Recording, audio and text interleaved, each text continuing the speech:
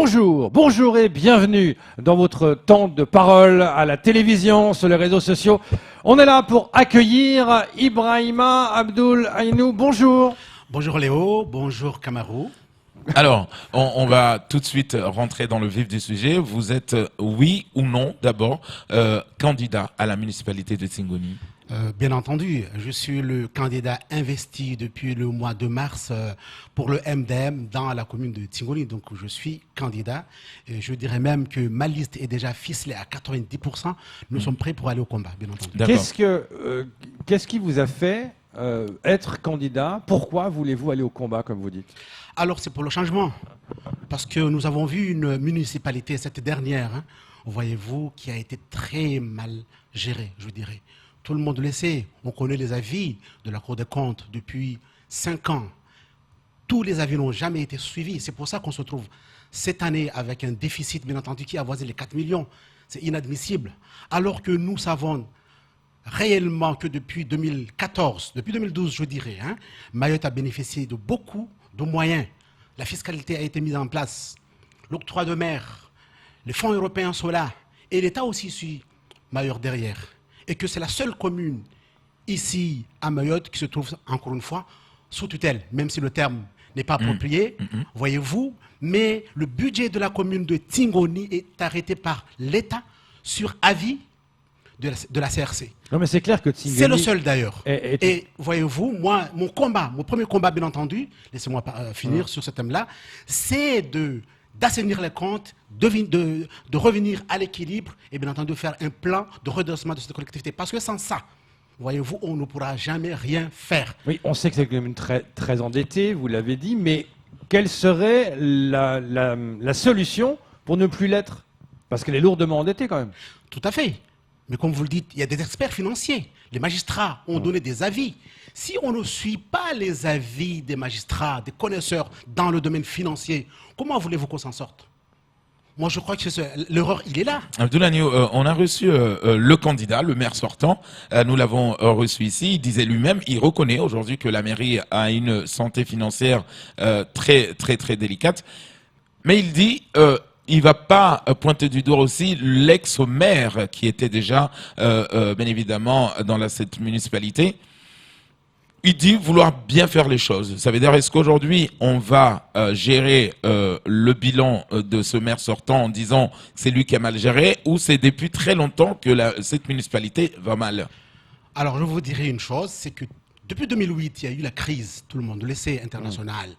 Les collectivités mahoraises étaient toutes impactées, ça nous le savons.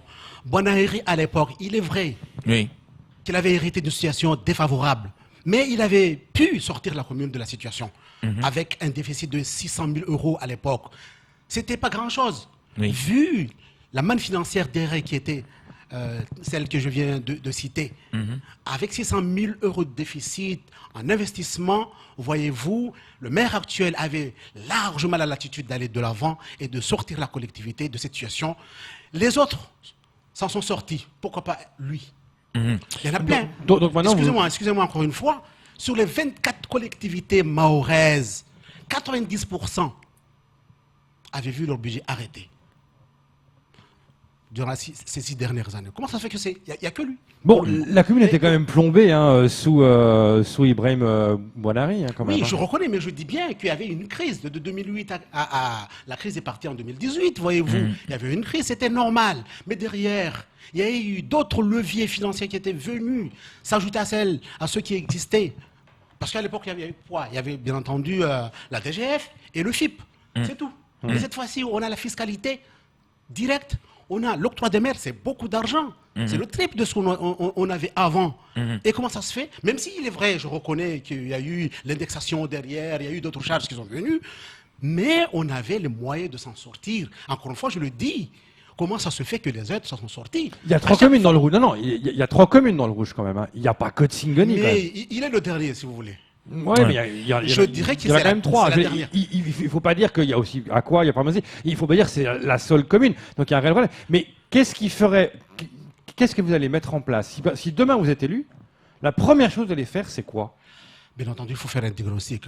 Tout de suite, je ne peux pas vous dire voilà ce que je vais faire. Je suis en train de travailler sur le sujet. Il y a un diagnostic à faire et des mesures à prendre. Et je dis à ma population que nous devons nous serrer la ceinture, parce que ce ne sera pas facile. Il y aura des décisions que les gens ne vont pas comprendre. Mais pour s'en sortir, il faut que nous fassions des sacrifices. Oui, mais Sur comment tous les plans, Oui, bien d'accord, entendu. mais alors comment vous allez réduire les charges? Mais bien Comment vous sûr, allez en baissant licencier? les dépenses. Dans Quelles un premier dépenses? temps. Quelles dépenses? La vie courante.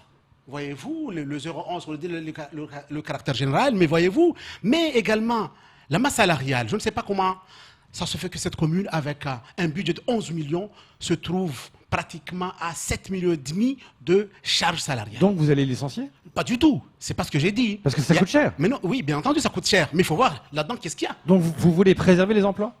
Bien entendu que l'emploi, c'est une priorité pour Tingoni, mais je vous dis une chose, c'est que l'administration est déjà saturée, tout le monde le sait. Elle est saturée au Conseil général, elle est saturée partout dans les communes également. Mais donc nous devons nous projeter où? Vers le privé. Et Kombani, et Tingoni, ces villes-là aujourd'hui, naturellement, excusez-moi monsieur Léo de terminer, Oui. naturellement Dieu nous a donné cette chance d'être un carrefour. Tous les investisseurs souhaitent venir sur Kombani, sur Tingoni. J'avoue. Parce qu'on a les terrains, parce Mais- qu'on est ouvert. C'est pour désengorger Mamoudou dans Oui, tout ça. mais et il y a que- des subventions peut-être qui sont promises à la commune qui sont toujours pas prises. Non, Est-ce non, que- non, pas du tout. Hein. Je vous interromps. C'est pas comme ça comment ça fonctionne. Il ne faut pas nous dire qu'il y a des subventions qui n'arrivent pas. Il faut aller chercher ces subventions-là. Et quand on les cherche, il faut différencier, bien entendu, les subventions de fonctionnement qui sont un droit, qui sont versées La dotation sans normale. condition, si vous voulez. Alors que les subventions d'investissement, il faut aller les chercher. Parce que- Abdoulani oui. Ibrahima, vous vous présentez candidat sous l'étiquette MDM. Aujourd'hui, nous connaissons le problème qui se pose au MDM aujourd'hui. Est-ce que le MDM dans lequel vous êtes investi aujourd'hui, c'est lequel? Parce que finalement, on est perdu, on ne sait pas. Est-ce que le MDM 1, 2, 3 ou 4, on ne sait plus. Quel est votre MDM aujourd'hui? Camaro, on est dans un état de droit. Il ne peut pas y avoir deux statuts. Il ne peut pas y avoir deux bureaux. Vous le savez très bien comme moi. Nous avons élu Hassan Abdallah comme président à Bandélé en 2018. Mais chacun se protège Mais non. en disant Il faut le prouver parce que quand vous l'avez élu en catimini. Pas du tout. Ça a été fait dans les règles. Tout le monde le sait. Les L'affaire autres a aussi été- le disent. Mais l'affaire a été portée en tribunal. Vous savez le résultat. De toute Pour façon, l'instant, ils ont le fait tribunal appel, n'a pas on attend- tranché. On attend février pour connaître la suite. Bien sûr. Ouais. Mais on nous a déjà donné raison en première instance. Oui, mais Ça, c'est vous le compliqué. savez. Mais non, mais vous êtes conscient que Je les vous gens dis se qu'on est perdent. en- Mais les dans gens un se état de perdent. droit. Le droit. Qui est le DMDM? Qui est le vrai? Qui est le premier, c'est faux? Hassan Abdallah. Si vous demandez aux deux bureaux, enfin, pour Oui, moi, mais il y a tout le pas monde dit de la même bureau. chose. Oui. Il y a deux.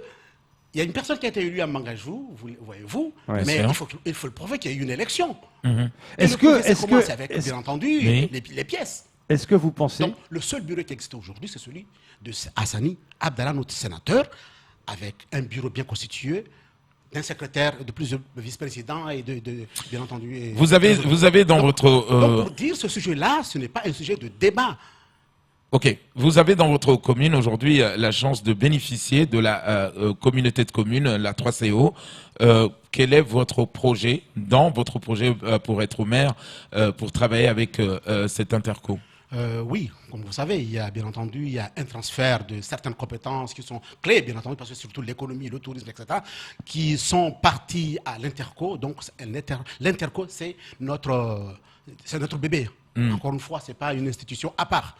C'est aussi la commune de Tingoni. Donc la politique municipale sera bien entendu celle de la politique intercommunautaire.